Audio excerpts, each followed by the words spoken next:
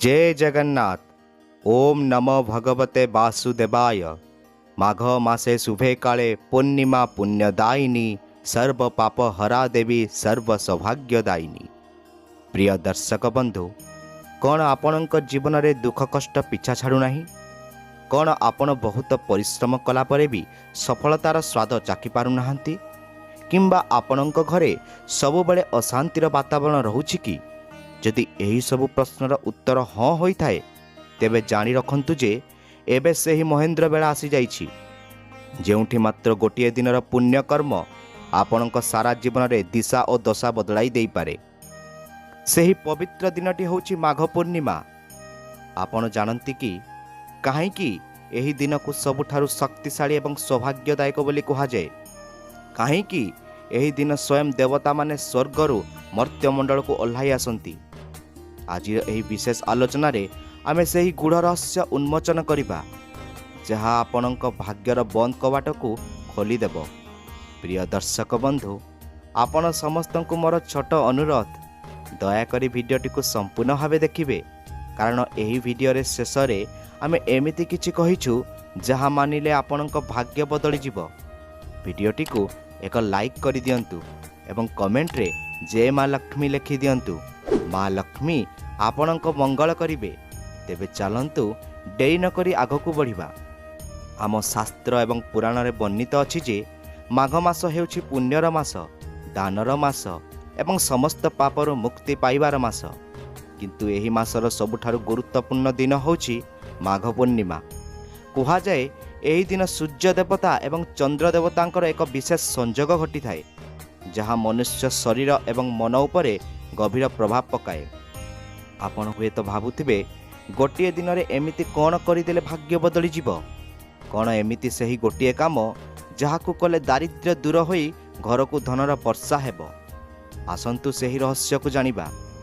माघ पूर्णिमा दिन जदि आपण निष्ठार सहित गंगा स्नान किंबा निज घरे पवित्र नदीर जल मिसाई स्नान करती, तेबे ताहा केवल शरीर शुद्धि करे नाही, बरम आपणक जन्म जन्मांतर पाप धोई दिए। किंतु एतिकिरे भाग्य बदले नाही। भाग्य बदलाइबा पई एही स्नान परे जेउ एक मुख्य काम करिबा को पड़े, ताहा हेउछि सूर्याघ्य एवं माघ स्नान संकल्प। जदि आपणको लागुछि जे आपणक भाग्य साथ देउ नाही, तेबे एही दिन सूर्योदय समय ताम्र पात्र रे जल, सामान्य कला राशि एवं नाली फूल मिसाई सूर्य देवता को अर्पण करंतु। यह करिबा द्वारा आपणक कुंडली रे थिबा सूर्य ग्रह बलवान हुअंती एवं मनुष्य को मान सम्मान सह अपार धन संपत्ति मिली थाए। कौन आपण जानिबा को चाहंती कि सेही पांचटी विशेष काम कौन, जहाकू सकाळु उठिबा मात्रे कले आपणको कोटि पुण्यर फल मिलिबो? माघ पूर्णिमार प्रभात कौनसी साधारण प्रभात नुहे। एही दिन सकाळु ब्राह्म मुहूर्त रे शय्या त्याग करिबा हेउछि प्रथम एवं सबुठारु गुरुत्वपूर्ण कार्य। ब्रह्म मुहूर्त रे वायुमंडल रे सकारात्मक शक्तिर प्रभाव सर्वाधिक थाए। जदि आपण एही समय रे उठी निजर दुई हाथ रे पापुली को दर्शन करी कराग्रे बसते लक्ष्मी मंत्र पाठ करती, तेबे माँ लक्ष्मीकर कृपा सेही मुहूर्त ही आपणक उपरे वर्षिबाकू लागे। द्वितीय कामटी होछि पवित्र जल रे स्नान। जदि संभव कौनसी नदी किंबा पुष्करिणी रे स्नान करंतु, नचेत घरे बाल्टीए पानी रे टिकिए गंगा जल एवं कला राशि पकाई स्नान करंतु। शास्त्र कहे माघ पूर्णिमा रे जे कला राशि मिश्रित जल रे स्नान करे तार शनिदोष खंडन हेबा सह निरामय जीवन प्राप्ति हुए। तृतीय कार्यटी हेउछि तुलसी चौरामूले दीपदान एवं पूजा। तुलसी हेउछंती माँ लक्ष्मीकर प्रतिरूप। एही पवित्र दिन रे तुलसी गछरे जल अर्पण करी प्रदक्षिण कले घरु नकारात्मक शक्ति दूर होइथाए। किंतु मने रखंतु एही दिन तुलसी पत्र आदौ छिंडाइबे नाही। चतुर्थ रे भगवान विष्णुकर पूजा अर्चना। माघ मासरे भगवान माधवंक पूजार विशेष महत्व रही। ओम नमो नारायण मंत्र जप करी भगवान को हलदिया फूल एवं चंदन अर्पण करंतु। एवं पंचम कार्यटी हेउछि पितृपुरुषंक उद्देश्य रे तर्पण। आपण जानिछंती कि आमर पितृपुरुष माने पूर्णिमा तिथि आम पाखक आसी थांती। सकाळु स्नान सारी दक्षिण दिग को मुह करी पितृपुरुष को जलदान कले ସେମାନେ ପ୍ରସନ୍ନ ହୋଇ ଆମକୁ ସୁଖ ଶାନ୍ତିର ଆଶୀର୍ବାଦ ପ୍ରଦାନ କରନ୍ତି। ଆପଣଙ୍କ ମନରେ ହୁଏତ ପ୍ରଶ୍ନ ଆସୁଥିବ ଯେ ଏହିସବୁ କାମ ତ ଅନେକ ଲୋକ କରନ୍ତି, କିନ୍ତୁ ସମସ୍ତଙ୍କ ଭାଗ୍ୟ କାହିଁକି ବଦଳେ ନାହିଁ? ଏହାର ଉତ୍ତର ହେଉଛି ଭକ୍ତି ଏବଂ ନିଷ୍ଠା। ମାଘ ପୂର୍ଣ୍ଣିମା ଦିନ କେବଳ ଶରୀର ଶୁଦ୍ଧ କଲେ ହୁଏ ନାହିଁ, ମନକୁ ମଧ୍ୟ ଶୁଦ୍ଧ ରଖିବାକୁ ପଡ଼େ। ଯଦି ଆପଣ ସକାଳୁ ଉଠି ଏହି 5ଟି କାମ କରୁଛନ୍ତି କିନ୍ତୁ ମନରେ ଅନ୍ୟ ପ୍ରତି ଈର୍ଷା କିମ୍ବା କ୍ରୋଧ ରଖୁଛନ୍ତି, ତେବେ ସେହି ପୁଣ୍ୟର ଫଳ ମିଳେ ନାହିଁ। ପୁରାଣ ଅନୁସାରେ ମାଘ ପୂର୍ଣ୍ଣିମା ଦିନ ଭଗବାନ ବିଷ୍ଣୁ କ୍ଷୀର ସମୁଦ୍ରରୁ ବାହାରି ନିଜ ଭକ୍ତମାନଙ୍କୁ ଦର୍ଶନ ଦିଅନ୍ତି। ଏହି ସମୟରେ କରାଯାଇଥିବା ସାମାନ୍ୟ ଜପ ଏବଂ ତପସ୍ୟା 1000 ଗୁଣା ଅଧିକ ଫଳ ପ୍ରଦାନ କରିଥାଏ। କ'ଣ ଆପଣ ଜାଣନ୍ତି କାହିଁକି ଏହି ଦିନକୁ ଉଦ୍ଧାର ପର୍ବ ମଧ୍ୟ କୁହାଯାଏ? କାରଣ ଏହି ଦିନ ହିଁ ମହର୍ଷି ଗୌତମଙ୍କୁ ଅଭିଶାପରୁ ମୁକ୍ତି ମିଳିଥିଲା। ତେଣୁ ଆପଣଙ୍କ ଜୀବନରେ ଯେତେ ବଡ଼ ସମସ୍ୟା ଥାଉ ନା କାହିଁକି, ଏହି ଦିନର ପବିତ୍ରତା ସବୁକିଛି ଦୂର କରିବାର କ୍ଷମତା ରଖିଥାଏ। ଏବେ ଆସନ୍ତୁ ଆଲୋଚନା କରିବା ସେହି ମୁଖ୍ୟ ବିଷୟ ଉପରେ ଯାହା ଆପଣଙ୍କ ଆର୍ଥିକ ଅବସ୍ଥାକୁ ସୁଧାରି ଦେଇପାରେ। ଓମ୍ ଶ୍ରୀମ୍ ହ୍ରୀମ୍ କ୍ଲିମ୍ ତ୍ରିଭୁବନ ମହାଲକ୍ଷ୍ମୀ ସୌଭାଗ୍ୟ ପ୍ରଦାୟିନୀ ନମଃ। ମାଘ ପୂର୍ଣ୍ଣିମା ଏବଂ ମା ଲକ୍ଷ୍ମୀଙ୍କର ସମ୍ପର୍କ ଅତି ନିବିଡ଼।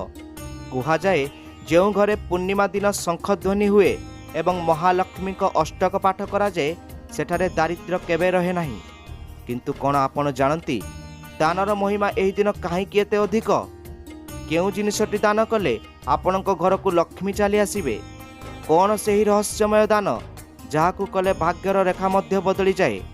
ଏହା କେବଳ ଅର୍ଥଦାନ ନୁହେଁ, ବରଂ ଏମିତି କିଛି ଜିନିଷ ଅଛି ଯାହାକୁ ମାଘ ପୂର୍ଣ୍ଣିମାରେ ଦାନ କଲେ ପରିବାରର ସୁଖ ସମୃଦ୍ଧିରେ ଲହର ଖେଳିଯାଏ। ସେହି ଦାନ ସମ୍ପର୍କରେ ଆମେ ଆଗକୁ ଜାଣିବା, କିନ୍ତୁ ତା ପୂର୍ବରୁ ଆପଣ ନିଜ ମନକୁ ଏକାଗ୍ର ରଖନ୍ତୁ। ଭାବନ୍ତୁ, ଯଦି ଆପଣଙ୍କ ଗୋଟିଏ ଛୋଟ ପଦକ୍ଷେପ ଆପଣଙ୍କ ପିଲାମାନଙ୍କ ଭବିଷ୍ୟତ ଏବଂ ଘରର ଉନ୍ନତି ପାଇଁ ବଡ଼ ଆଶୀର୍ବାଦ ସାଜିବ, ତେବେ ତାକୁ କରିବାରେ କୁଣ୍ଠାବୋଧ କାହିଁକି? ମାଘ ପୂର୍ଣ୍ଣିମା ଦିନର ସକାଳର ପ୍ରତ୍ୟେକ ମୁହୂର୍ତ୍ତ ମୂଲ୍ୟବାନ। ଏହି ଦିନ ସ୍ନାନ ପରେ ଧଳା ବସ୍ତ୍ର ଧାରଣ କରିବା ଶୁଭ ମନାଯାଏ। ଧଳା ରଙ୍ଗ ଶାନ୍ତି ଏବଂ ଚନ୍ଦ୍ରଙ୍କର ପ୍ରତୀକ। ଯଦି ଆପଣଙ୍କ ମନ ସବୁବେଳେ ଅଶାନ୍ତ ରହୁଛି, କୌଣସି କାର୍ଯ୍ୟରେ ମନ ଲାଗୁନାହିଁ, ତେବେ ଏହି ଦିନ ଚନ୍ଦ୍ର ଦେବତାଙ୍କୁ ଦୁଗ୍ଧ ଅର୍ପଣ କରିବା ଭୁଲନ୍ତୁ ନାହିଁ। କିନ୍ତୁ ସାବଧାନ, କିଛି ଏମିତି କାମ ଅଛି ଯାହାକୁ ଭୁଲରେ ବି ଏହି ଦିନ କଲେ ଆପଣଙ୍କ ବଡ଼ କ୍ଷତି ହୋଇପାରେ।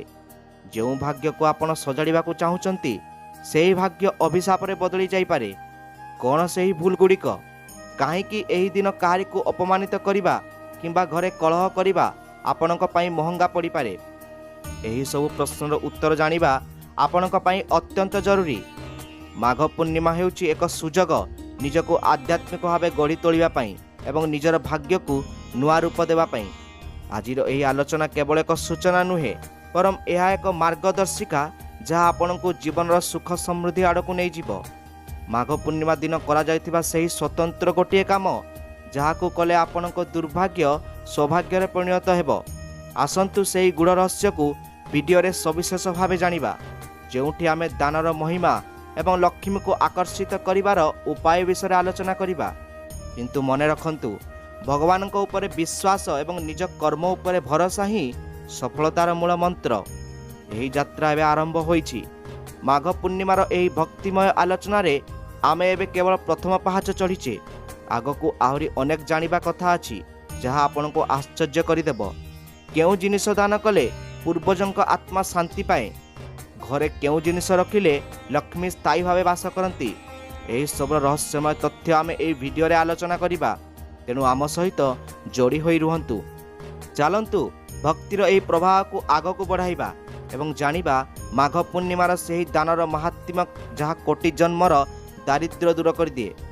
ଦର୍ଶକ ବନ୍ଧୁ, ପ୍ରଥମେ ଆମେ ଜାଣିଲେ ମାଘ ପୂର୍ଣ୍ଣିମାର ମାହାତ୍ମ୍ୟ ଏବଂ ସକାଳୁ କରାଯାଉଥିବା ସେହି 5ଟି ପୁଣ୍ୟକର୍ମ ବିଷୟରେ। ଏବେ ଆସନ୍ତୁ ସେହି ରହସ୍ୟମୟ ଦିଗକୁ ଯିବା ଯାହା ଆପଣଙ୍କ ଧନର ଅଭାବକୁ ସବୁଦିନ ପାଇଁ ଦୂର କରିଦେବ। କ'ଣ ଆପଣ ଜାଣନ୍ତି ଆମ ଶାସ୍ତ୍ରରେ ମାଘ ପୂର୍ଣ୍ଣିମାକୁ ଦାନର ମହୋତ୍ସବ କାହିଁକି କୁହାଯାଏ?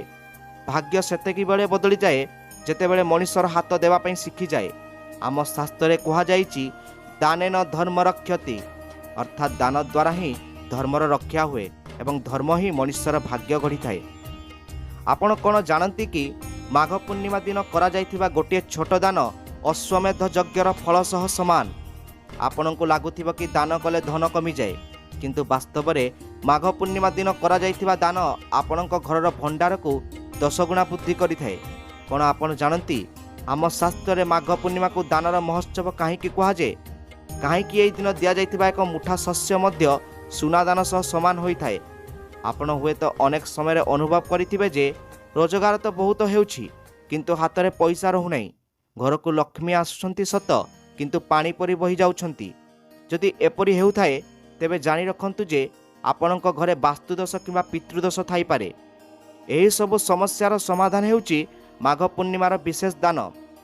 प्रथमे जानिबा सेही जिनिस विषय जा महालक्ष्मी को अति प्रिय। आपण जानिछंती कि माघ पूर्णिमा दिन तिल बा राशि दान करिबार महत्व कौन?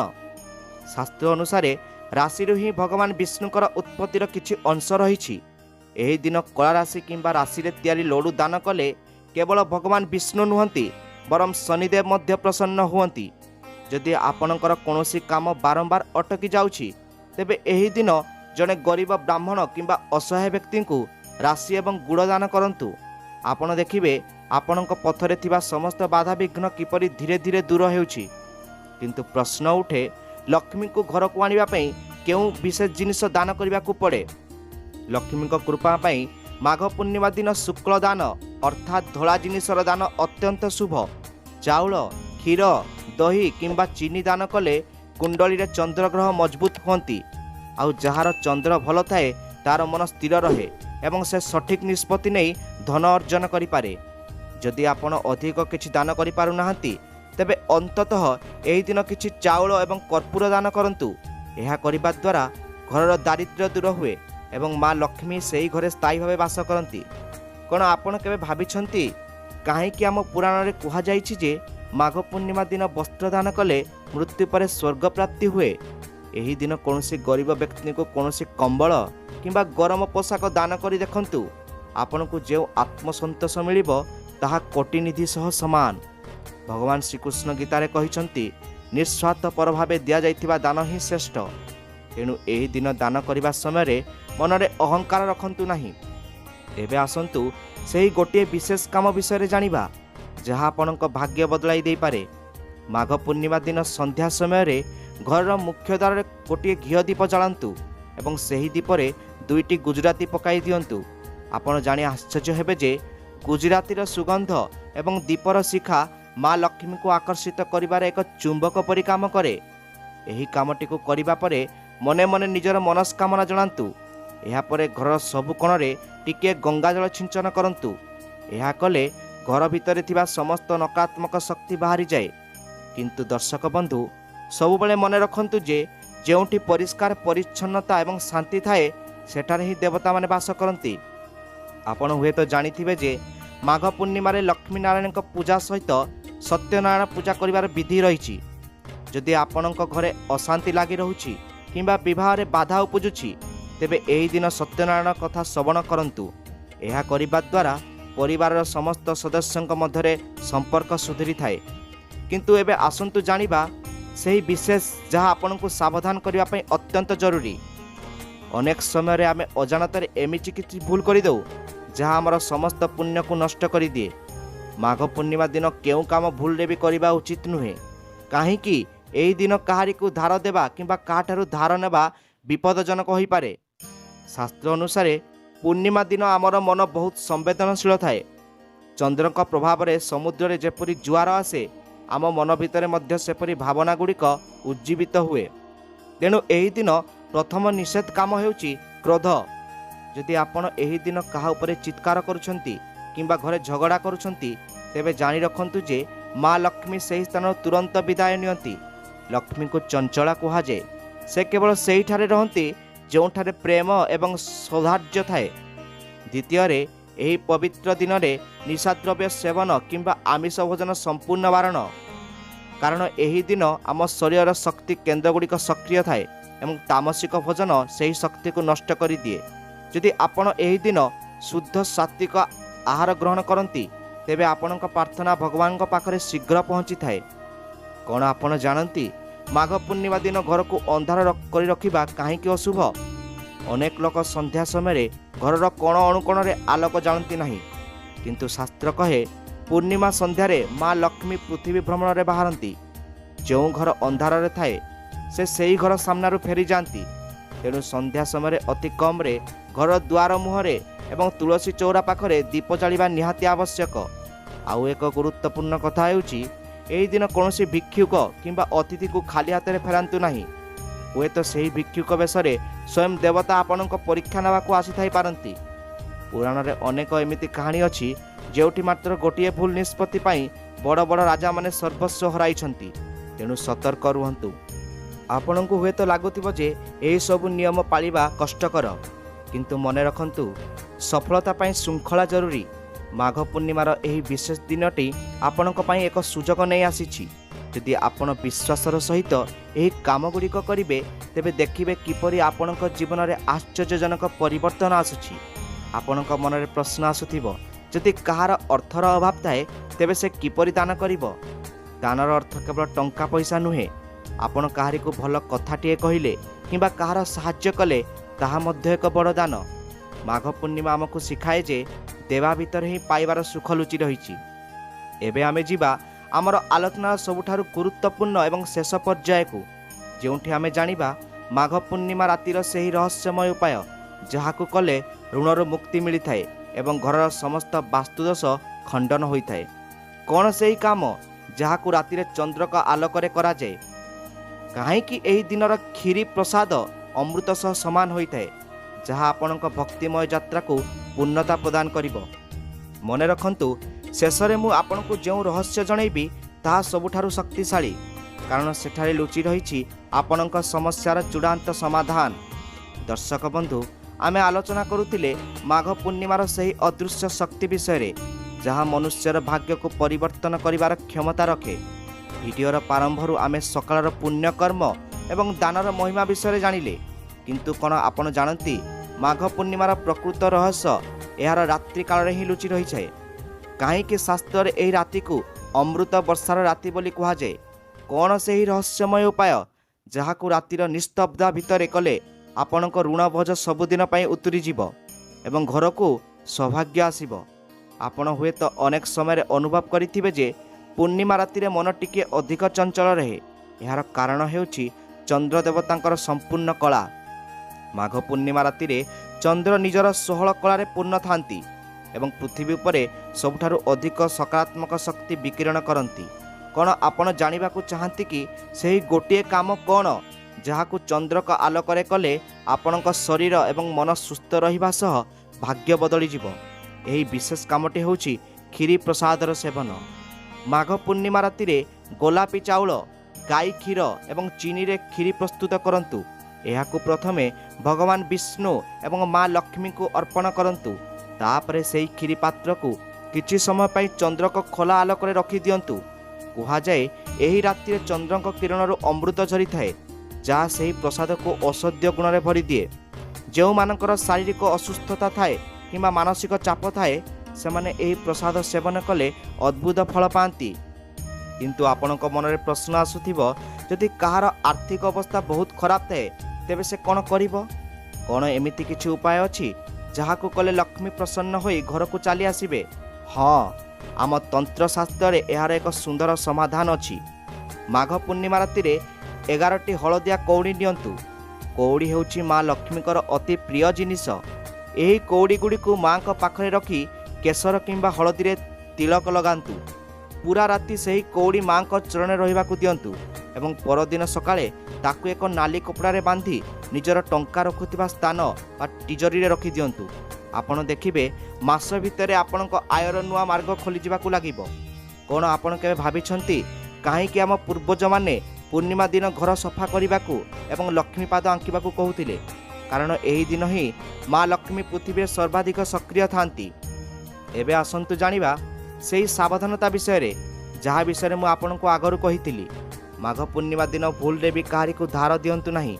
ଅନେକ ସମୟରେ ଆମେ ଦୟାବଶତଃ ଧାର ଦେଇଦେଉ, କିନ୍ତୁ ପୂର୍ଣ୍ଣିମା ଦିନ ଦିଆଯାଇଥିବା ଟଙ୍କା ଫେରିବା କଷ୍ଟକର ହୋଇଥାଏ ଏବଂ ଏହା ଆପଣଙ୍କ ଘରର ଲକ୍ଷ୍ମୀକୁ ଅନ୍ୟ ଘରକୁ ପଠାଇ ଦିଏ। ଏହିପରି ଏହି ଦିନ ନିଜ ଘରର ମୁଖ୍ୟ ଦ୍ୱାର ସାମ୍ନାରେ ଜୋତା କିମ୍ବା ଚପଲ ରଖନ୍ତୁ ନାହିଁ। ଏହା ବାସ୍ତୁଦୋଷ ସୃଷ୍ଟି କରେ ଏବଂ ସକାରାତ୍ମକ ଶକ୍ତିକୁ ଘରକୁ ଆସିବାରେ ବାଧା ଦିଏ। କ'ଣ ଆପଣ ଜାଣନ୍ତି ମାଘ ପୂର୍ଣ୍ଣିମା ଦିନ କେଉଁ କିମ୍ବା ନଖ କାଟିବା କାହିଁକି ନିଷେଧ? ଶାସ୍ତ୍ର ଅନୁସାରେ ଏହା କରିବା ଦ୍ୱାରା ଶରୀରର ଓଜ ପ୍ରଭାବିତ ହୁଏ ଏବଂ ଦାରିଦ୍ର୍ୟ ଆସିଥାଏ। ତେଣୁ ନିଜକୁ ଏହି ଛୋଟ ଛୋଟ ଭୁଲରେ ଦୂରେଇ ରଖନ୍ତୁ। ଆପଣଙ୍କ ମନରୁ ହୁଏତ କଥା ବାରମ୍ବାର ଆସୁଥିବ, ମୁଁ ତ ଏହିସବୁ କରେ କିନ୍ତୁ ମୋର ଭାଗ୍ୟ କାହିଁକି ବଦଳୁ ନାହିଁ? ବନ୍ଧୁଗଣ, ଭାଗ୍ୟ ବଦଳିବା ପାଇଁ ଭାଗ୍ୟର ଆବଶ୍ୟକତା ରହିଛି। ମାଘ ପୂର୍ଣ୍ଣିମା ଆମକୁ ଶିଖାଏ ଯେ ପ୍ରକୃତି ସହ ଜଡ଼ିତ କିପରି ରହିବାକୁ ପଡ଼େ। ଯଦି ଆପଣ କେବଳ ଯାନ୍ତ୍ରିକ ଭାବେ ପୂଜା କରୁଛନ୍ତି ତେବେ ତାହା ଫଳପ୍ରଦ ହେବ ନାହିଁ।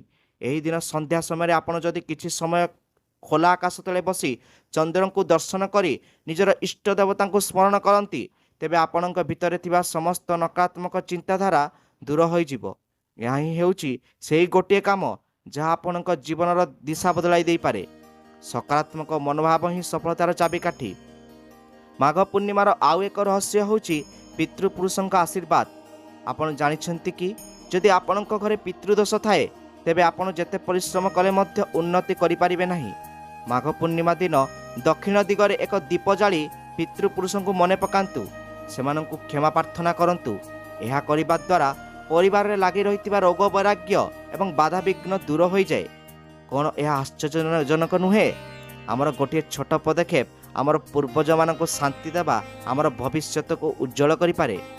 ଦର୍ଶକ ବନ୍ଧୁ, ମାଘ ପୂର୍ଣ୍ଣିମା କେବଳ ଏକ ତିଥି ନୁହେଁ, ଏହା ହେଉଛି ଏକ ମହାନ ସୁଯୋଗ। ଭଗବାନ ଜଗନ୍ନାଥଙ୍କର ଆଶୀର୍ବାଦ ଏବଂ ମା ଲକ୍ଷ୍ମୀଙ୍କର କୃପା ପାଇବା ପାଇଁ ଏହାଠାରୁ ବଡ଼ ଦିନ ଆଉ କ'ଣ ହୋଇପାରେ? ଆଜିର ଏହି ବିଶେଷ ଆଲୋଚନାରେ ଆମେ ଯେଉଁ ସବୁ ଉପାୟ ଏବଂ ସତର୍କତା ବିଷୟରେ ଜାଣିଲେ ତାହା କେବଳ ଶୁଣିବା ପାଇଁ ନୁହେଁ ବରଂ ନିଜ ଜୀବନରେ ପ୍ରୟୋଗ କରିବା ପାଇଁ। ଯଦି ଆପଣ ବିଶ୍ୱାସର ସହିତ ଏହି ଦିନଟିକୁ ପାଳନ କରିବେ ତେବେ ମୁଁ ଆପଣଙ୍କୁ ନିଶ୍ଚିତ ଭାବେ କହିବି ଯେ ଆସନ୍ତା ବର୍ଷ ମାଘ ପୂର୍ଣ୍ଣିମା ବେଳକୁ ଆପଣଙ୍କ ଜୀବନରେ ଏକ ବଡ଼ ସକାରାତ୍ମକ ପରିବର୍ତ୍ତନ ଆସିଥିବ। କ'ଣ ଆପଣ ପ୍ରସ୍ତୁତ ଅଛନ୍ତି ଏହି ମାଘ ପୂର୍ଣ୍ଣିମାରେ ନିଜ ଭାଗ୍ୟର ଦ୍ୱାର ଖୋଲିବା ପାଇଁ? କ'ଣ ଆପଣ ସେହି ଗୋଟିଏ କାମ କରିବାକୁ ସଂକଳ୍ପ ନେଉଛନ୍ତି ଯାହା ଆପଣଙ୍କ ପରିବାରକୁ ହସ ଖୁସିରେ ଭରିଦେବ? ମନେ ରଖନ୍ତୁ, ଭଗବାନ ସେହିମାନଙ୍କୁ ସାହାଯ୍ୟ କରନ୍ତି ଯେଉଁମାନେ ନିଜକୁ ସାହାଯ୍ୟ କରିବା ପାଇଁ ପ୍ରୟାସ କରନ୍ତି। ଏହି ପବିତ୍ର ଦିନରେ ଆପଣଙ୍କର ସମସ୍ତ ମନସ୍କାମନା ପୂର୍ଣ୍ଣ ହେଉ, ଘରକୁ ସୁଖ ସମୃଦ୍ଧି ଆସୁ। ଏହା ହିଁ ଭଗବାନଙ୍କ ନିକଟରେ ମୋର ପ୍ରାର୍ଥନା। ଆଜିର ଏହି ଆଧ୍ୟାତ୍ମିକ ଯାତ୍ରା ଆମେ ଏଇଠି ଶେଷ କରୁଛୁ, କିନ୍ତୁ ଭକ୍ତିର ଏହି ଧାରା ସବୁବେଳେ ପ୍ରବାହିତ ରହିଥାଉ। ଯଦି ଆପଣଙ୍କୁ ଆମର ଏହି ପ୍ରୟାସ ଭଲ ଲାଗିଥାଏ ଭିଡ଼ିଓଟିକୁ ଏକ ଲାଇକ୍ ନିଶ୍ଚୟ କରନ୍ତୁ, ଯାହା ଆମକୁ ଉତ୍ସାହିତ କରିବ। କମେଣ୍ଟ ବକ୍ସରେ ଜୟ ଜଗନ୍ନାଥ କିମ୍ବା ଓମ୍ ନମଃ ଭଗବତେ ବାସୁଦେବାୟ ନିଶ୍ଚୟ ଲେଖନ୍ତୁ। ନିଜର ପ୍ରିୟଜନମାନଙ୍କୁ ଏହି ଭିଡ଼ିଓଟି ସେୟାର କରନ୍ତୁ ଯେପରି ସେମାନେ ମଧ୍ୟ ଏହି ପୁଣ୍ୟରୁ ବଞ୍ଚିତ ନ ହୁଅନ୍ତି। ଏହିଭଳି ଆଧ୍ୟାତ୍ମିକ ଏବଂ ଜ୍ଞାନବର୍ଦ୍ଧକ ଭିଡ଼ିଓ ପାଇଁ ଆମ ଚ୍ୟାନେଲକୁ ସବସ୍କ୍ରାଇବ୍ କରି ବେଲ୍ ଆଇକନ୍କୁ ପ୍ରେସ୍ କରନ୍ତୁ। ଆପଣଙ୍କର ସମୟ ଏବଂ ଭଲ ପାଇବା ପାଇଁ ଅନେକ ଅନେକ ଧନ୍ୟବାଦ। ପୁଣି ଦେଖାହେବା ନୂଆ ଏକ ଭକ୍ତିପୂର୍ଣ୍ଣ ଭିଡ଼ିଓରେ। ସେ ପର୍ଯ୍ୟନ୍ତ ନିଜର ଯତ୍ନ ନିଅନ୍ତୁ ଏବଂ ଭକ୍ତି ମାର୍ଗରେ ଚାଲନ୍ତୁ। ଜୟ ଜଗନ୍ନାଥ, ଜୟ ମା ଲକ୍ଷ୍ମୀ।